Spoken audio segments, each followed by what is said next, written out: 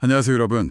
오늘은 좀 많은 분들이 공감하실 만한 이야기를 해볼까 하는데요. 아, 네. 어떤 이야기인가요? 코로나 다 겪고 나서 검사상으로는 이제 음성이고 다 괜찮다는데 이상하게 계속 몸이 좀 피곤하고 네, 그런 경우 많죠. 또 막 몸에서 은근히 열감이 느껴지기도 하고요. 분명히 괜찮다고 했는데 왜 이러지? 하는 경험이요. 맞아요. 주변에서도 그런 말씀 하시는 분들 꽤 되시더라고요. 그래서 오늘은 바로 이 문제, 그러니까 롱 코비드 후에 나타나는 미열감이나 지속적인 피로감에 대해서 백록담 한의원 최현생 원장님의 글을 바탕으로 좀 깊이 얘기 나눠보려고 합니다. 아, 최현승 원장님 글이요? 네, 흥미로운 주제네요.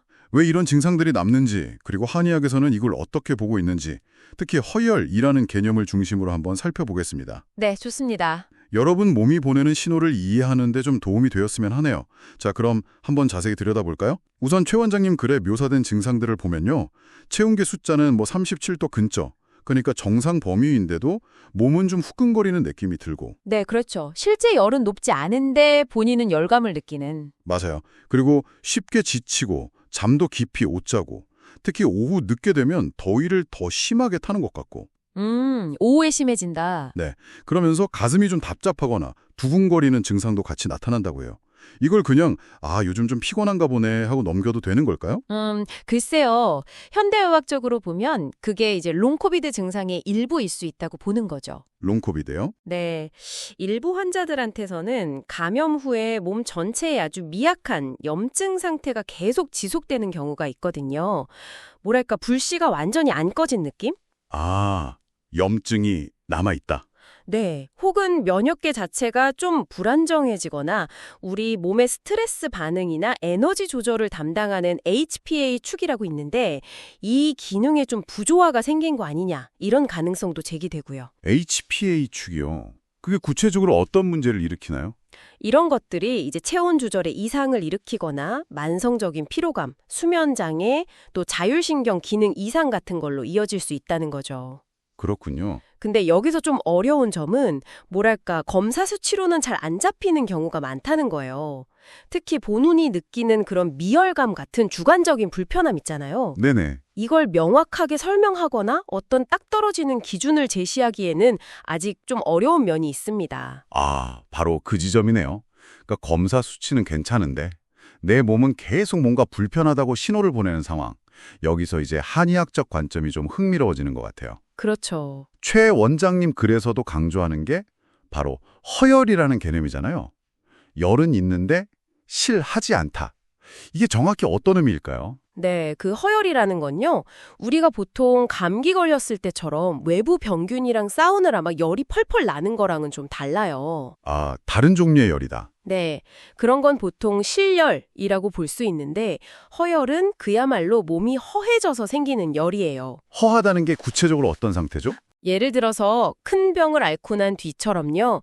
몸의 어떤 필수적인 자원들, 전기나 진액, 혈 같은 것들이 많이 소모된 상태. 그렇게 몸의 균형이 깨지면서 마치 기름이 부족한 램프가 불안정하게 타면서 열을 내는 것처럼 비정상적인 열감이 발생하는 거죠. 자원이 고갈돼서 나는 열이라. 비유가 확 와닿네요. 그래서 허우라는 게 단순히 비어있다는 뜻이라기보다는 고갈되고 약해져서 재기능을 못하는 상태에 가깝다고 이해하시면 됩니다. 그렇군요. 뭔가 고갈된 상태에서 나는 열이라니 정말 관점이 다르네요. 이런 허열에 대한 설명이 혹시 옛날 한의학 서적에도 나와 있나요? 그럼요. 아주 오래전부터 언급되어 왔죠. 예를 들면 고전 의서인 상한론 같은 책에는 큰 병을 앓고 나서 허약해진 사람은 늘 식은땀이 나고 열이 잘 가시지 않는다. 이런 구절이 있고요. 식은땀과 열. 네. 그리고 명나라 때 주단계라는 의사가 쓴 입문이라는 책을 보면 허약한 양기운은 위로 뜨고 몸 안의 음액은 손상되어서 열은 나지만 오한은 없다는 설명도 있어요. 열은 나는데 춥지는 않다. 그쵸. 딱 미열은 있는데 몸이 춥지는 않고 오히려 더위를 좀 타면서 피곤함을 느끼는 최 원장님 글에 나온 롱코비드 증상이랑 정말 놀랍도록 비슷하죠. 와, 정말 신기하네요. 그럼 한의학에서는 이런 허열 상태를 어떻게 다루나요? 그냥 열 내리는 약을 쓰는 거랑은 확실히 다를 것 같은데요? 네, 맞습니다. 접근 방식 자체가 완전히 달라요. 치료 목표가 단순히 열을 떨어뜨리는 게 아니거든요. 목표가 다르다고요? 네, 열이 나는 그 근본 원인, 그러니까 몸의 불균형 상태나 자원이 고갈된 상태를 해결하는 데 초점을 맞춰요. 왜 열이 나는지 그 원인을 파악하는 거죠. 원인을 파악한다. 몸의 음액, 그러니까 수분이나 영양 같은 게 부족해서 속에서 열이 난다. 음허생 내열인지 이런 병리적인 기준에 따라서 접근법이 달라지는 거예요. 원인에 따라 치료법이 달라지는군요. 그렇죠. 최 원장님 글에 예시로 나온 처방들도 다 그런 맥락인데요. 가령 생맥산 같은 경우는 기운이랑 진액이 부족해서 생기는 미열이나 식은땀에 주로 쓰이고요. 네. 자음금화탕은 폐나 심장의 음액이 부족해서 체온 조절이 잘 안 될 때, 또 가미소요산 같은 경우는 스트레스나 기운 순환 문제로 인한 어떤 신경성 열감에 쓰이는 시기죠. 그러니까 이게 단순히 열 내리는 약이 아니라 몸 스스로 균형을 되찾도록 도와서 열이 발생할 이유를 없애는 접근이라고 보시면 돼요. 와, 정말 근본적인 접근이네요. 몸의 균형 회복이 핵심이다. 약물 치료 말고 다른 방법들도 있을까요? 네, 당연히 비약물적인 치료법도 중요하게 생각합니다. 최 원장님 글에서도 언급되지만 침 치료 같은 경우에요. 침 치료? 네, 예를 들어 백회나 풍지, 신문, 내관, 족삼리 같은 혈자리들이 있는데 이런 곳에 침을 놓으면 자율신경 조절에 도움을 주고 미열이나 피로감, 불면 같은 증상을 개선하는 데 효과가 있다고 봅니다. 혈자리를 이용하는군요. 그리고 또 흥미로운 게 호흡인데요. 복식호흡처럼 좀 천천히 깊게 하는 호흡 훈련 있잖아요. 네, 복식호흡. 이게 우리 뇌 깊숙한 곳에 있는 호흡 중추랑 자율신경계 사이의 연결을 좀 안정시켜주는 효과가 있다는 연구들이 있어요. 그래서 결과적으로 체온 조절이나 수면, 피로 회복에도 긍정적인 영향을 줄 수 있다는 거죠.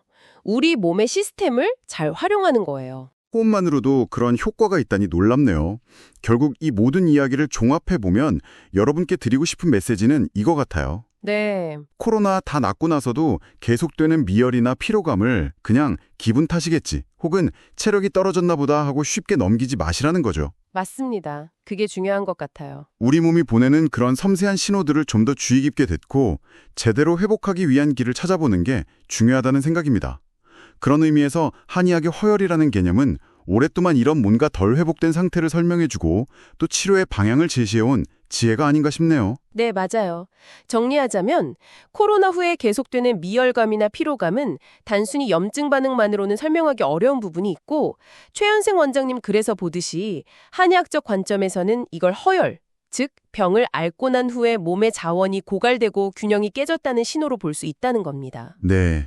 그래서 치료도 단순히 증상을 누르는 데 그치는 게 아니라 소모된 것을 보충해주고 깨진 균형을 바로잡아서 몸 스스로 다시 건강해질 힘, 그러니까 자생력을 키우는 데 집중하게 되는 것이죠. 최 원장님의 글을 보면 문제 해결의 초점을 증상을 억제하는 것에서 건강을 회복하는 방향으로 옮겨야 한다고 강조하시는데요. 네, 그 관점의 전환이 중요하죠. 이런 생각, 그러니까 표면적인 문제를 해결하는 데 급급하기보다 근본적인 회복력을 키우는 방식으로 접근하는 것은 비단 건강 문제뿐만이 아니라 어쩌면 여러분이 삶의 다른 영역에서 겪고 계실지 모르는 어떤 어려움이나 회복 과정에도 적용해 볼 수 있는 생각 아닐까요? 그러네요. 충분히 그럴 수 있겠네요. 한 번쯤 곱씹어 볼 만한 질문인 것 같습니다.